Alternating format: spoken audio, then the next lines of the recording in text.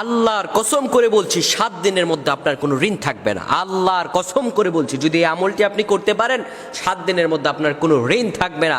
আপনার যত বিপদ আপদ থাকুক, মামলা মোকদ্দমায় জড়িয়ে যান, অনেকেই ঋণগ্রস্ত হয়ে যান, কঠিন অবস্থা হয়ে যায়, বাড়ি ঘরেও ঋণের জন্য থাকতে পারেন না, কোরআনের এই আয়াতের আমলটি করুন, আপনার 7 দিনের মধ্যে আল্লাহ তাআলা হয়তো ঋণ আপনার দুর্ব্যবস্থা করে দেবেন, আপনার ঋণকে আল্লাহ তাআলা দূর করে দেবেন ইনশাআল্লাহ। আপনি আমলটি ইখলাসের সহিত করতে হবে।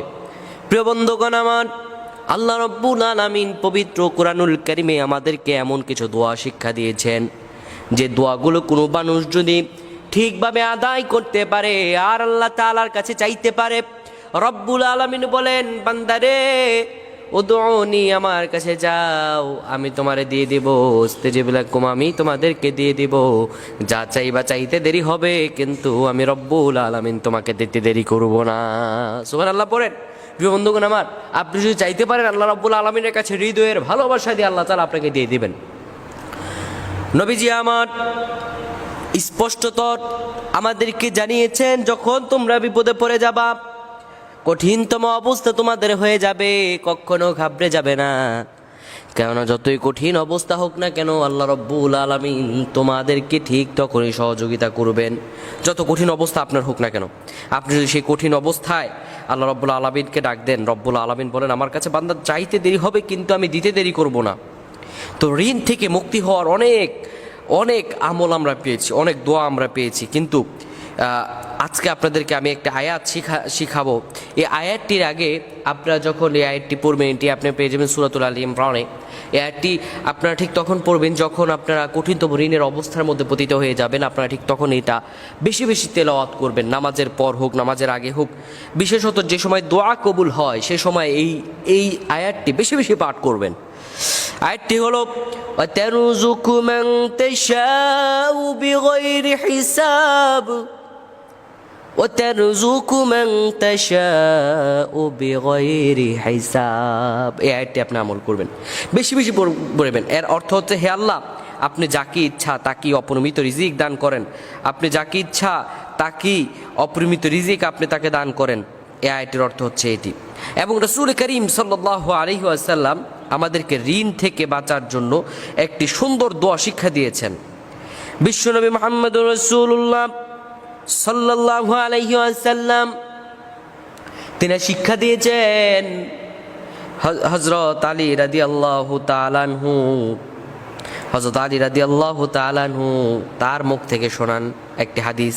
হাদিসটি এসেছে তিরমিজি শরীফের হাদিস নাম্বার 3563 নাম্বার হাদিস, 3563।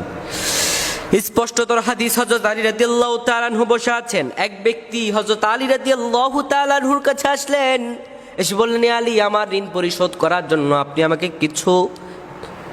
কিছু সম্পদ দেন, কিছু আমাকে একটা পথ বাতলিয়ে দেন, আমি কিভাবে ঋণ পরিশোধ করব আপনি আমাকে বলেন।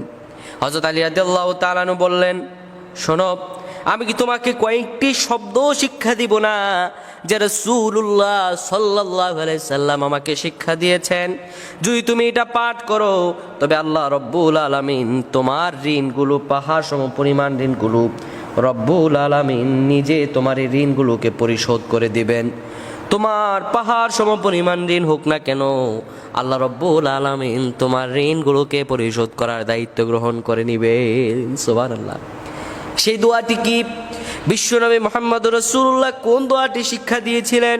দোয়াটি হলো, আল্লাহুম্মা কফিনি বিহালালিকা আন হারামিক ওয়াগনিনি বিফাদলিকা আম্মান সিওয়াক। সুবহানাল্লাহ। আপনি এই দোয়াটি পাঠ করবেন, রব্বুল আলামিন সঙ্গে সঙ্গে আপনাকে কবুল করে নেবেন। আপনি যখন উঠবেন সকালে ফজরের সময়, যখন উঠবেন ফজর নামাজ পড়ে, আর এখান থেকে বের হবেন না, যাই নামাজে বসে বসে 100 বার আপনি পাঠ করবেন, ওয়াতারযুকু মান তাশাউ বিগাইরি হিসাব।